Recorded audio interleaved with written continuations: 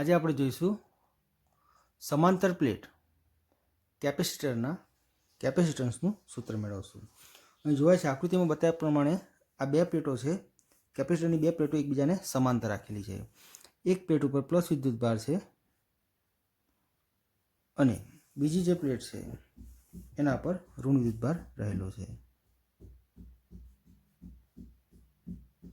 Okay, એક પ્લેટને આપણે 1 કહીશું, સેકન્ડ નંબરની પ્લેટને આપણે શું કહીશું? 2 કહીશું. આ બે પ્લેટ વચ્ચેનું અંતર છે એ અંતર આપણે લઈશું સ્મોલ ડી લઈશું. સમજવાનું, આ બે પ્લેટ વચ્ચેનો અંદરનો ભાગ છે અને આ બંને ભાગને શું કહેવાય? એનો બહારનો ભાગ કહેવાય છે. હવે એકચ્યુઅલી આપણે આ સમાંતર પ્લેટ કેપેસિટર છે એનું આપણે કેપેસિટન્સનું સૂત્ર મેળવવાનું છે. તો એના માટે આપણે થોડુંક શાબ્દિક લખવું પડે. તો આપણને ખબર છે કેપેસિટરનો વિદ્યુતભાર એની ધન પ્લેટના વિદ્યુતભાર પર આધારિત હોય છે. તો હું લખી શકીશ, પહેલો મુદ્દો લખાશે કેપેસિટરમાં રહેલો કુલ વિદ્યુતભાર, કે કેપેસિટરમાં રહેલો વિદ્યુતભાર શું લખાશે? કેપિટલ ક્યુ લખું છું. કે કેપિટલમાં રહેલો વિદ્યુતભાર કેટલો છે? કેપિટલ ક્યુ છે. ઓકે, આ જે પ્લેટ છે એ પ્લેટનું ક્ષેત્રફળ કેપિટલ એ છે. ઓકે, અને બીજી વસ્તુ કે બે પ્લેટ વચ્ચેનું અંતર સ્મોલ ડી છે.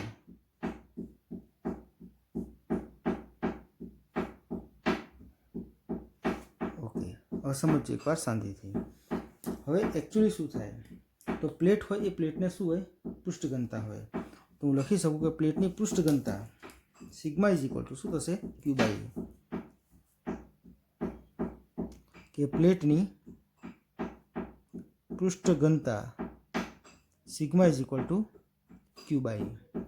ઓકે, હવે સમજીએ એકવાર. ઓકે, હવે કેપેસિટર છે એના વચ્ચેના ભાગમાં વિદ્યુત ક્ષેત્ર કેવી રીતનું હોય છે અને બહારના ભાગમાં. તો આપણે બહારના ભાગમાં એક આ પોઈન્ટ લઈ લઈએ, એક આ પોઈન્ટ લઈ લઈએ. ઓકે, અને વચ્ચેના ભાગમાં એક આ પોઈન્ટ લઈ લઈએ. હવે સમજો કે ધન વિદ્યુતભાર હોય એનું વિદ્યુત ક્ષેત્ર બહાર તરફ હોય, એટલે આ પ્લસ પ્લેટ છે એના વડે આ બિંદુ વિદ્યુત ક્ષેત્ર આપણે 1 નંબરની પ્લેટ, આ 2 નંબરની, તો આના વડે વિદ્યુત ક્ષેત્ર બહારની તરફ એટલે આમ હશે. અને શું કહીશું? E1 કહીશું.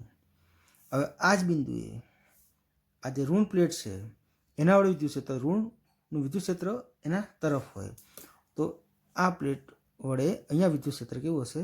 આ બાજુ હશે. ઓકે, એનો મતલબ એવો થાય કે આ જે બિંદુ છે એ બિંદુએ વિદ્યુત ક્ષેત્રની અસર કેવી થશે? નાબૂદ થશે. એટલે 110% અહીંયા શું મળે? 0 મળે. ઠીક છે. હવે અહીં જોઈ લઈએ તો આ બિંદુ પણ બહારનું જ છે, એટલે આ પ્લસ પ્લેટ વડે વિદ્યુત ક્ષેત્ર આમ હશે અને જે માઇનસ પ્લેટ વડે વિદ્યુત ક્ષેત્ર ક્યાં હશે? એના તરફ. એટલે અહીંયા પણ અસર શું થશે? નાબૂદ થશે. ટૂંકમાં એવું કહેવામાં આવે છે કે કેપેસિટર હોય એ કેપેસિટરની જે પ્લેટો છે એના બહારના ભાગમાં વિદ્યુત ક્ષેત્ર કેવું થઈ જાય? 0 થઈ જાય. હવે અંદરના ભાગમાં શું હોય છે વિદ્યુત ક્ષેત્ર? એ સમજીએ. તો સમજીએ એકવાર શાંતિથી. તો આ જે પ્લસ પ્લેટ છે એનું વિદ્યુત ક્ષેત્ર બહાર તરફ, એનું આમ હશે E1. અને આ જ બિંદુએ આ જે માઇનસ પ્લેટ છે એનું વિદ્યુત ક્ષેત્ર એના તરફ, એ તમે દોરશો 110% આ રીતે કહી શકાય. રેડી? ટૂંકમાં અહીંયા આ બંને વિદ્યુત ક્ષેત્ર સેમ ડાયરેક્શન છે, એટલે 110% અહીંયા વિદ્યુત ક્ષેત્ર કેવું મળશે? વધારે મળશે. ટૂંકમાં કુલ વિદ્યુત ક્ષેત્ર E ઇઝ ઇક્વલ ટુ શું લખાશે? E1 પ્લસ E2 લખી શકાય. આ ખાસ સમજવાનું કે સમાંતર પ્લેટ કેપેસિટરના બહારના ભાગમાં વિદ્યુત ક્ષેત્ર શૂન્ય હોય છે, પણ અંદરના ભાગમાં વિદ્યુત ક્ષેત્ર મળતું હોય છે. તો હવે પહેલી પ્લેટ વડે વિદ્યુત ક્ષેત્ર કેટલું લખાય અને બીજી પ્લેટ વડે વિદ્યુત ક્ષેત્ર કેવું લખાય? તો પહેલા ચેપ્ટરમાં આપણે જોઈ ગયા છે કે અનંત વિસ્તારવાળું સમતલ હોય એના વડે વિદ્યુત ક્ષેત્ર E is equal to sigma પણ 2 એપ્સિલોન 0 થાય. તો આપણે લખી શકીશું ધન પ્લેટ દ્વારા વિદ્યુત ક્ષેત્ર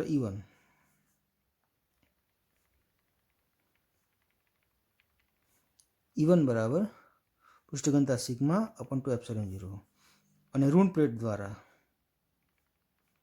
E2 બરાબર પણ શું થશે? Sigma upon 2 epsilon 0. તો જે અંદરનો વિસ્તાર છે એ અંદરના વિસ્તારમાં કુલ વિદ્યુત ક્ષેત્ર, બરાબર, બહારના વિસ્તારમાં તો શું છે? 0 છે. અંદરના વિસ્તારમાં કુલ વિદ્યુત ક્ષેત્ર E બરાબર E1 પ્લસ E2 એટલે સિગ્મા અપન 2 એપ્સિલોન 0 વત્તા સિગ્મા અપન 2 એપ્સિલોન 0. તો હાફ હાફ શું થઈ જાય? 1 થઈ જાય. એટલે સિગ્મા અપન શું થશે? એપ્સિલોન 0. 110% આ જે છે એને આપણે નંબર આપી દો. જો અને હું 1 નંબર આપી દઈશ અને 2 નંબર અને 3 નંબર અને આ જે સૂત્ર આવ્યું છે એને આપણે શું કહીશું? 4 નંબર કહીશું. સીધી વાત છે. સમાંતર પ્લેટ કેપેસિટર, બે પ્લેટો સમાંતર છે, એની વચ્ચેનું અંતર સ્મોલ ડી છે, એના પ્લેટનું ક્ષેત્રફળ કેપિટલ એ છે, એમાં રહેલો વિદ્યુતભાર કેપિટલ ક્યુ છે, એની પૃષ્ઠ ઘનતા સિગ્મા ક્યુ બાય એ છે. ઓકે, બહારના વિસ્તારમાં વિદ્યુત ક્ષેત્ર શૂન્ય મળે છે, ઓપોઝિટ ડાયરેક્શન હોય છે એટલે, અને અંદરના વિસ્તારમાં સેમ ડાયરેક્શન છે, વિદ્યુત ક્ષેત્ર આપણને મહત્તમ મળતું હોય છે. ઓકે, હવે જોવાનું છે ખાસ, તો સમજો. હવે આપણે સીનું સૂત્ર મેળવવાનું છે, તો કઈ રીતે મેળવશું તો જોઈ લેજો એકવાર શાંતિથી. હવે જોઈ ગયા છે એ પ્રમાણે વિદ્યુત સ્થિતિમાનનું સૂત્ર આપણને ખબર છે કે V ઇઝ ઇક્વલ શું થાય? ઈડી થાય. એટલે આપણે લખી શકશું કે V બરાબર ઈડી થઈ જાય. V is equal to E D થાય તો V છે એના V લખીશ. E બરાબર શું લખાય? તો આપણે જોઈ ગયા શું લખાય? Sigma by epsilon 0. તો 110% આપણે લખીશું E બરાબર લખાશે sigma upon epsilon 0 small D ના સ્મોલ ડી. ચલો, સિગ્મા બરાબર શું લખાય? તો સિગ્માની જગ્યાએ લખાશે ક્યુ બાય એ, આ એપ્સિલોન 0 સ્મોલ ડી. પતી ગયું. હવે એક કામ કરો, એપ્સિલોન 0 એ અને ડીને આ બદલી લો, એટલે ક્યુ બાય શું થશે? વી થશે. ટૂંકમાં Q by V is equal to epsilon 0 એ પણ શું થશે? Small D. ટૂંકમાં આ જે ક્યુ બાય વી છે, આ મુદ્દો છે, એને શું કહેવાય? સી કહેવાય. તો C is equal to epsilon 0 A upon શું થશે? સ્મોલ ડી થશે. ટૂંકમાં એવું કહી શકાય કે સમાંતર પ્લેટ કેપેસિટરનું capacitance C is equal to epsilon 0 A upon small D થાય. ટૂંકમાં ડી ઘટે તો કેપેસિટન્સ વધે, અને ડી જો વધે તો કેપેસિટન્સ શું થઈ જાય? ઘટી જાય. ક્ષેત્રફળના કેવા હોય છે? સમપ્રમાણમાં હોય છે. Okay, ready. તો આપણને એક મહત્વનું એક સૂત્ર મળી જાય, જેની મદદથી આપણે સમજી શકીએ છીએ. તો આ થયું સમાંતર પ્લેટ કેપેસિટરનું સૂત્ર થાય. આ મેઇન સૂત્ર કહેવાય કે C is equal to epsilon 0 A upon small D. આની મદદથી તમને કોઈ એમ કહે કે ભાઈ આ એક પ્લેટ છે, એનું ક્ષેત્રફળ આટલું છે, બરાબર, આપણે આટલું કેપેસિટન્સ મેળવવું છે, ટૂંકમાં એ આપેલો હોય, સી મેળવવાનો હોય, તો સ્મોલ ડી કેટલું રાખવું? 110% તમે શોધી શકો છો. ઓકે, તો આવું એક એક્સ્ટ્રા એક્ઝામ્પલ છે, હું તમને બતાવી દઉં એટલે 110% આપણને ખ્યાલ આવી શકે. આ જે મેં એક્સ્ટ્રા એક્ઝામ્પલ લખ્યો છે એ ખરેખર તમારી ચોપડીમાં થિયરીમાં જ બતાવેલું છે. એક સામાન્ય વસ્તુ સમજાયેલી છે કે સમાંતર પ્લેટ કેપેસિટર છે, એની બે પ્લેટ વચ્ચેનું અંતર 1 mm છે. 1 mm એટલે લખી શકાય D is equal to 1 mm. એનો મતલબ થાય કે 1 mm એટલે 10⁻³ મીટર. ડી આપ્યો છે. ક્ષેત્રફળ કેટલું કીધું છે? 1 મીટર સ્ક્વેર. Okay, ready. તમારે સી શોધવાનું છે, તો 110% શોધી શકાય કે C is equal to epsilon 0 A upon small D. Epsilon 0ની વેલ્યુ 8.85 × 10⁻12. એ તમારે 1 છે. ઓકે, આ ડી છે 10⁻³ તો 8.85 -12 + 3 કરશો એટલે શું મળશે? -9 ફેરાડે. ટૂંકમાં એવું કહે છે જો પ્લેટનું ક્ષેત્રફળ 1 મીટર સ્ક્વેર હોય અને બે પ્લેટ વચ્ચેનું અંતર 1 mm હોય તો એનું કેપેસિટન્સ 8.85 × 10⁻9 ફેરાડે મળી શકે છે. તો એક આ સિમ્પલ બાબત છે, એને પણ સમજી શકાય. Okay, ready. હવે એક બીજી બાબત આપણે સમજીશું, એવું એક્ઝામ્પલ કે જેમાં તમને ડિસ્ટન્સ આપ્યું હશે અને તમને કહે કે તમારે 1 ફેરાડે કેપેસિટન્સ મેળવવું છે, તો પ્લેટની લંબાઈ અને પહોળાઈ કેટલી હોવી જોઈએ? તો આ પણ એક વસ્તુ બહુ મહત્ત્વની થાય, બરાબર. તો આપણે એ પણ જોઈ લઈશું કે એને કઈ રીતે કરશું આપણે, બરાબર. ઓકે, જોઈ લેજો. તમને કહે છે બે પ્લેટ વચ્ચેનું અંતર 1 mm હોય અને 1 ફેરાડેનું કેપેસિટન્સ મેળવવું હોય તો પ્લેટની લંબાઈ અને પહોળાઈ કેટલી હોવી જોઈએ? તો સૂત્ર છે આપણી પાસે, તો એ તમને આપેલું છે D is equal to 1 mm 10⁻³ metre. Okay, C બરાબર છે 1 ફેરાડે. તમારે લંબાઈને પહોળાઈ શોધવાની, એના માટે તમારે પહેલાં એ શોધવું પડે. ક્ષેત્રફળ સુધી પછી શોધી શકાય. તો epsilon 0 A upon small D. ટૂંકમાં E ઇઝ ઇક્વલ ટુ શું થાય? તો CD અપોન એપ્સિલોન 0. ઓકે, જોઈ લેજો.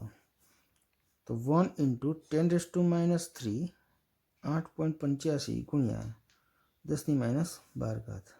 ઓકે, સમજીએ એકવાર. 1/8.85 કરશો એટલે તમારે કરીબન 0.1 સમથિંગ આવશે, બરાબર. ઓકે, -3 -2 -12 ઉપર આવે તો 12 માઇનસ 10 કેટલા થશે 9 થશે. 0.1 ઇન્ટુ 10 એટલે આને એમ લઈ લેશો તો 10 ની કેટલી થશે 8 ઘાત. હવે ક્ષેત્રફળ 10⁸ મીટર સ્ક્વેર. એનો મતલબ એવો થાય કે લંબાઈ અને પહોળાઈનો ગુણાકાર છે ને, આપણે ક્ષેત્રફળ બરાબર શું લખીએ છીએ લંબાઈ ગુણ્યા પહોળાઈ. એનો મતલબ એવો થાય કે લંબાઈ અને પહોળાઈનો ગુણાકાર 10⁸ થવો જોઈએ. એટલે સપોઝ કે લંબાઈ 10⁴ હોય અને પહોળાઈ પણ શું હોય 10⁴. તો જવાબ કેટલો હોય છે 10⁸. એનો મતલબ એવો થાય કે અહીંયા લંબાઈ 10⁴ મીટર હોવી જોઈએ અને પહોળાઈ પણ 10⁴ મીટર હોવી જોઈએ. 10⁴ મીટર એટલે શું થાય તો સમજો 10⁴ એટલે એકની પાસે 4 મીંડા, 3 મીંડાને કિલોમીટર ગણીએ તો 110%ને 10 કિલોમીટર કહી શકાય. અને એને પણ શું કહેવાય 10 કિલોમીટર. એનો મતલબ એવો થાય કે જો બે પ્લેટ વચ્ચેનું અંતર તમે 1 mm રાખ્યું હોય અને તમારે 1 ફેરાડેનું કેપેસિટન્સ મેળવવું હોય તો પ્લેટો તમારે 10 મીટર લાંબી, એક પ્લેટ 10 મીટર લાંબી અને 10 મીટર પહોળી રાખવી પડે. સોરી 10 મીટર નહીં, પણ એક પ્લેટ 10 કિલોમીટર લાંબી અને 10 કિલોમીટર પહોળી રાખવી પડે. ટૂંકમાં એવું કહેવામાં આવે છે કે 1 ફેરાડેનું કેપેસિટન્સ મેળવવું તો આપણા માટે અઘરું પડી જાય. પણ જો તેમ છતાં પણ સહેલાઈથી મેળવવું હોય તો બીજું કશું નહીં કરવાનું કે આ જે ડિસ્ટન્સ છે એ હજુ પણ નાનું કરવાનું. અડાડવાનું નથી, પણ હજુ પણ એને નાનું કરી શકો તો 110% જવાબ આવી શકે. પણ અહીં જોઈ શકાય છે કે આ વસ્તુ જે છે એ વસ્તુ ઘણી લાંબી બતાવે છે. તમને કહે છે ને 10⁸ મીટર ક્ષેત્રફળ એટલે લંબાઈ 10 કિલોમીટર થાય ને પહોળાઈ પણ કેટલી થાય 10 કિલોમીટર. 10 કિલોમીટર આપણને ખબર પડે છે કે 10 કિલોમીટર લગભગ અહીંથી આપણે લુણાવાડાથી વાત કરીએ તો લુણાવાડાથી હાલોડ જેટલું થાય. એટલી લાંબી એક પ્લેટ અને બીજી પણ એટલી લાંબી પ્લેટ. તો એ જે કેપેસિટર છે ને અંદાજે તમે ગણો તે કેપેસિટર 20 કિલોમીટર સ્ક્વેરનો ઘેરાવો રોકી શકે. એટલે સ્વાભાવિક વસ્તુ કે 1 ફેરાડેનું કેપેસિટન્સ મેળવવું થોડુંક અઘરું પડે છે. ઓકે, તેમ છતાં આ વસ્તુ તમને અહીંયા અંદર તમને જે ચોપડીમાં આપી છે એમાં અંતર લખ્યું છે 1 સેન્ટીમીટર. એટલે એમાં કંઈક કિલોમીટર 30 કિલોમીટરની આસપાસ આવે છે, પણ અહીંયા મેં લખ્યું છે 1 mm લખ્યું છે. એ 1 સેન્ટીમીટર હોય તો 30 કિલોમીટર થાય. તો સ્વાભાવિક વસ્તુ 1 સેન્ટીમીટર એટલે અંતર વધી ગયું ને, એટલે હજુ પણ લંબાઈ વધી જાય. ઓકે, તો આપણે એક એક્ઝામ્પલ આપણે MCQમાં હોઈ શકે છે. ઓકે, તો આપણો પણ એક મહત્ત્વનો એક્ઝામ્પલ થયો. બરાબર, એક એક્સ્ટ્રા એક્ઝામ્પલ છે તો આ પણ તમારે નોટ ડાઉન કરવાનું છે ચોપડામાં. Okay, ready. મહેરબાની કરીને વિડીયો જોતા રહેજો જેથી કરીને એક્ઝામ તો આપણી હવે તારીખ જાહેર થઈ ગઈ છે 21/5. બરાબર, તો આના આધારે ફરક પડશે. બને ત્યાં સુધી જો થશે સ્કૂલોને એમ ચાલુ થશે તો પછી આપણે એને ઓફલાઈન પણ કરી શકીશું. ઓકે, હવે આપણે આગળ જઈશું બીજી એક થિયરી કે કેપેસિટરનું શ્રેણી જોડાણ. તો એ વસ્તુ પણ આપણે સમજી લઈશું. બરાબર, ઓકે. હવે આપણે જોઈશું બીજી એક મહત્ત્વની થિયરી છે કેપેસિટરનું શ્રેણી જોડાણ. એટલે એવું કહે છે કે બે કેપેસિટર હોય કે બે કરતાં વધારે કેપેસિટર એને શ્રેણીમાં જોડ્યા હોય. શ્રેણીમાં એટલે બાજુમાં. તો એનું સમતુલ્ય કેપેસિટન્સ કેવું મળે, વધારે મળે છે કે ઓછું મળે છે એ આપણે સૂત્ર મદદથી સમજી શકાશે. જોઈ લેવાનું. આકૃતિમાં મેં 4 પ્લેટો બતાવી છે. આપણને ખ્યાલ છે કે 4 પ્લેટોથી શું બને 2 કેપેસિટર બની શકતા હોય. માર્કેટમાં એવી પ્લસ વાળી અને માઇનસ વાળી પ્લેટો મળતી નથી, પણ એ પ્લેટો કેવી હોય તટસ્થ હોય. તટસ્થ પ્લેટ હોય એટલે 110% એમાં પ્લસ પણ હોય અને માઇનસ પણ હોય. અને ખાસ સમજો આ બધી પ્લેટો કેવી છે તટસ્થ છે. ઓકે, મેં કેટલી પ્લેટો લાવ્યો છું 4 પ્લેટો લાવ્યો છું. 1 2 3 અને 4. હવે આ જે બેટરી છે એ બેટરીનો વોલ્ટેજ V છે. હવે જે આ પહેલી પ્લેટ છે એને મેં બેટરીના ધન છેડા સાથે જોડી છે અને આ છેલ્લી પ્લેટ છે એને બેટરીના ઋણ છેડા સાથે જોડી છે. એનો મતલબ એવો થશે કે જે પહેલી પ્લેટ છે એને બેટરીના ધન છેડા સાથે જોડી છે, તો જેવું તમે કનેક્શન આવશો બેટરીના ધન છેડા સાથે તો એ જે પ્લેટ છે એ પૂરેપૂરી કઈ થઈ જશે પ્લસ થઈ જશે. જે તટસ્થ હતી એ પહેલાં કઈ થઈ જશે પ્લસ થઈ જશે.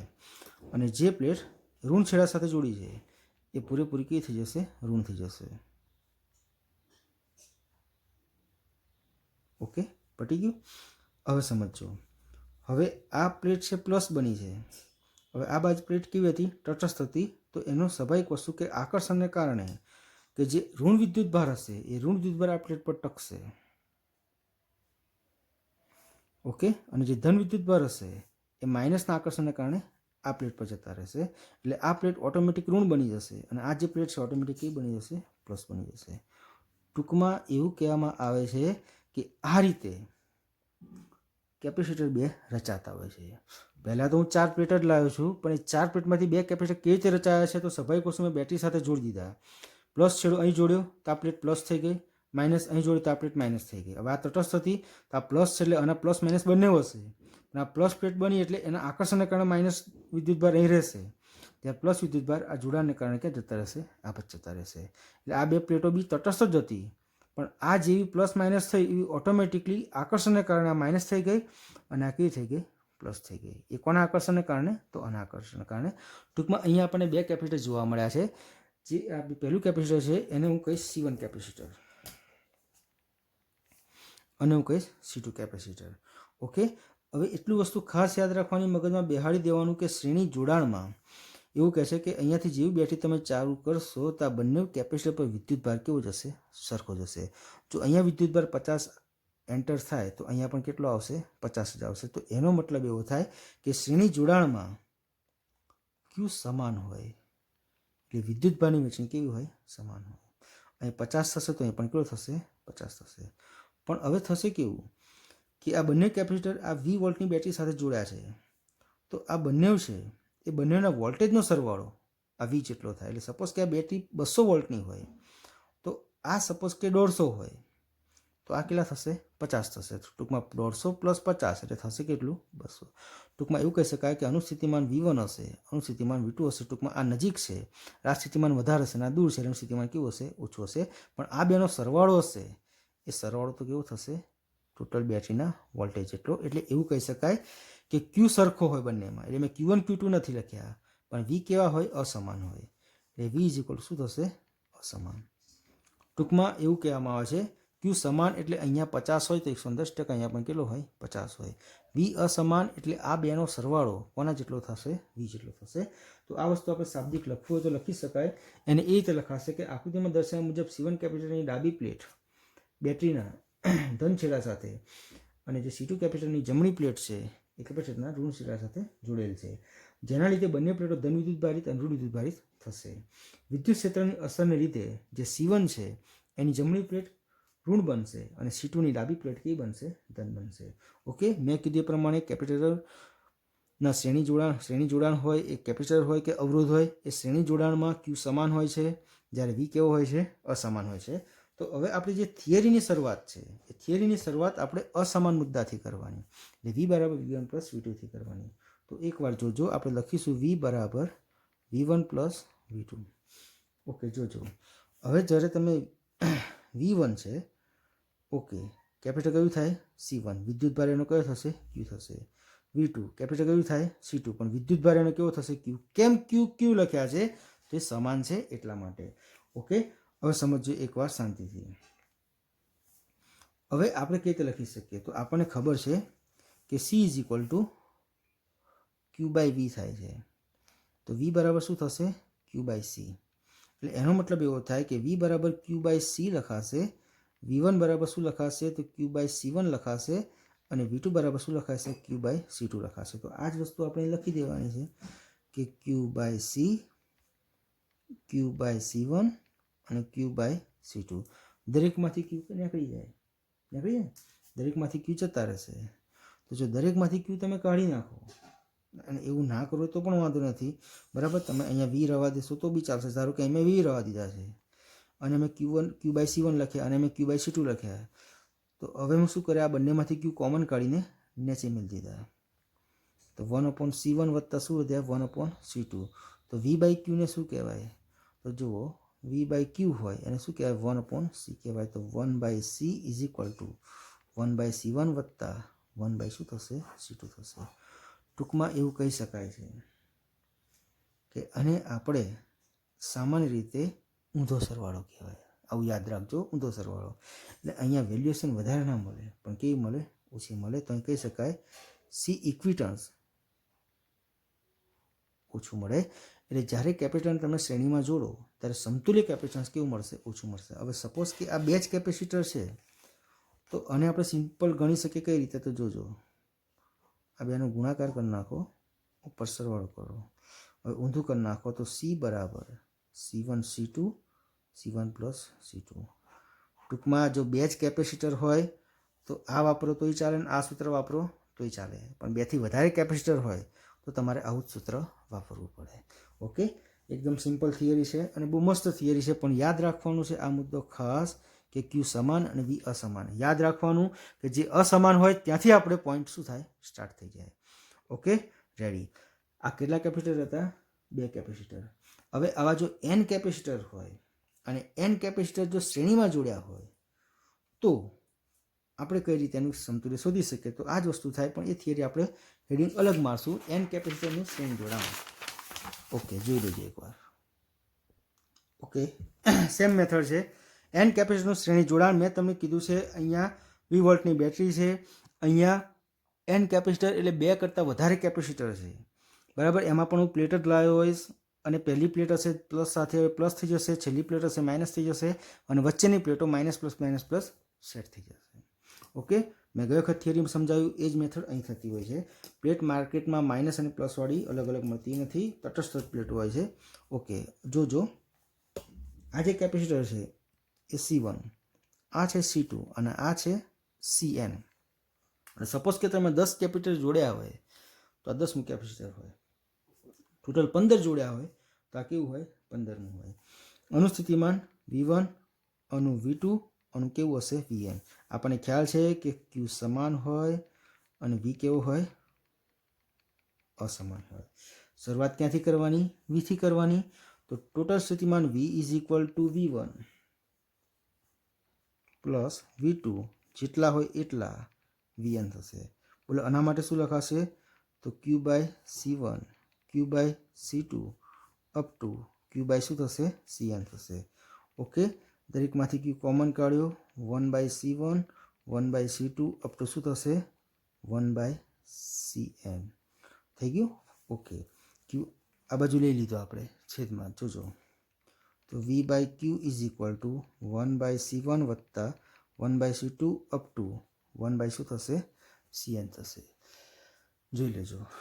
એટલે 1 upon C is equal to 1 by C1 વત્તા 1 બાય C2 અપ ટુ શું થશે? 1 બાય Cn. ટૂંકમાં જો 2 કેપેસિટર જ હોય ને તો પછી પેલું તમે ઉપર ગુણાકાર, અમે તમને બતાવ્યું છે, સુપર છે ઉપર ગુણાકાર, નીચે શું છે? સરવાળો. જો 2 જ કેપેસિટર હોય તો આ સૂત્ર વાપરી શકાય, પણ 2 કરતાં વધારે હોય ને તો તમારે આ જ વાપરવાનું, જે આપણે ઉપર લખ્યું છે ને એ પ્રમાણે. ટૂંકમાં ઊંધો સરવાળો એવું સમજવાનું. Okay, ready. હવે સમજો એકવાર શાંતિથી. અમે તમને કીધું હતું કે કેપેસિટર જો શ્રેણીમાં હોય તો મૂલ્ય કેવું મળે? ઓછું મળે. કે જે ઓછામાં ઓછું મૂલ્ય હોય એના કરતાં પણ ઓછું મળે.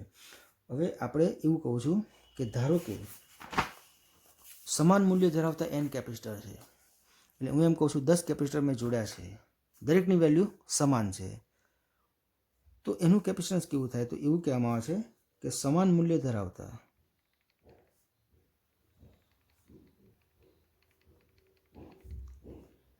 n કેપેસિટર શ્રેણીમાં હોય તો એનું સમતુલ્ય કેટલું થાય? તો એવું કહેવામાં આવે છે એનું સમતુલ્ય કેપેસિટરનું જે મૂલ્ય હોય એને n વડે ભાગી નાખવાનું. આ તમને સમજાવી દઉં કે તે થાય તો જોજો. હું એમ કહું છું કે દરેકની વેલ્યુ 10 છે, C1, C2, C3, C4 દરેકની કેટલી વેલ્યુ છે? 10 છે. આનું આ શ્રેણીમાં જોડાયેલા છે તો 1 બાય C કરીશ, 1 બાય C1 કરું, 1 બાય C2 કરું, 1 બાય C3 કરું, 1 બાય C4 કરું, એટલે 1 by 10 plus 1 by 10 plus 1 by 10 plus 1 by 10, એટલે એનો મતલબ થાય 4 બાય 10. એટલે C બરાબર કેટલો મળે? 10 બાય 4. જો આ 10 શું છે? તો Cની વેલ્યુ આ લખી મેં C, અને 4 શું છે? તો કેટલા કેપેસિટર? 4, તો શું છે? એ 4 છે. ઓકે, તો 10 ની છેદમાં 4 કરશો એટલે તમને કેટલું મળશે? 2.5 મળશે. ટૂંકમાં એવું કહે છે કે જો શ્રેણીમાં જોડો તો 110% કેપેસિટન્સ કેવું મળે? ઓછું મળે. ટૂંકમાં કહેવાનો મિનિંગ એટલો જ છે ખાસ કે શ્રેણીમાં જોડશો તો C ઇક્વિટન્સ કેવું મળશે? મિનિમમ મળે. ઓકે, તો આ વસ્તુ ધ્યાન ખાસ રાખવાની. ઓકે, આમાં જરા પણ ભૂલ પડવી નહીં. મેં જોયું આપણે વાત કરી કે દરેકની વેલ્યુ કેટલી હતી? 10 હતી, અને તમે શ્રેણીમાં જોડી નાખ્યા તો અસરકારક કેટલું મળ્યું? 2.5 મળ્યું, જે 10 કરતાં પણ કેવું મળે છે, ઓછું મળે છે. ઓકે, તો આપણે આજે જોઈ ગયા સમાંતર પ્લેટ કેપેસિટરનું કેપેસિટન્સનું સૂત્ર અને કેપેસિટરનું શ્રેણી જોડાણ. તો હવે આપણે કાલે જોઈશું કેપેસિટરનું સમાંતર જોડાણ. એમાં બે પ્લેટો, બે કેપેસિટર રાખીશું સમાંતરમાં અને પછી n કેપેસિટરને સમાંતરમાં જોડતા શું થાય. પણ આ યાદ રાખવાનું મેઇન કે શ્રેણીમાં શું છે તો Q સમાન છે અને V કેવો છે, અસમાન. શરૂઆત ક્યાંથી થાય છે તો શરૂઆત અસમાન મુદ્દાથી થાય, થિયરીની શરૂઆત. લખ્યું ને આપણે V બરાબર V1 પ્લસ V2 છે. Okay, ready.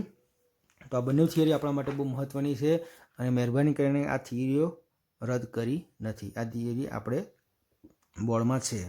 રદ કરેલી થિયરી તો પેલી છે સુવાહકોનું સ્થિત વિદ્યુતશાસ્ત્ર, જે મેં તમને બતાવેલું ઇલેક્ટ્રોસ્ટેટિક શિલ્ડિંગ, એ આપણે થિયરી રદ કરી છે. એટલે સ્વાભાવિક વસ્તુ કે એને તૈયાર કરવાની જરૂર નથી અને સમજણ રાખવાની. Okay, ready. તો હવે કાલે આપણે ફરીથી વિડીયો મૂકીશું સમાંતર પ્લેટ કેપેસિટરનો. ઓકે.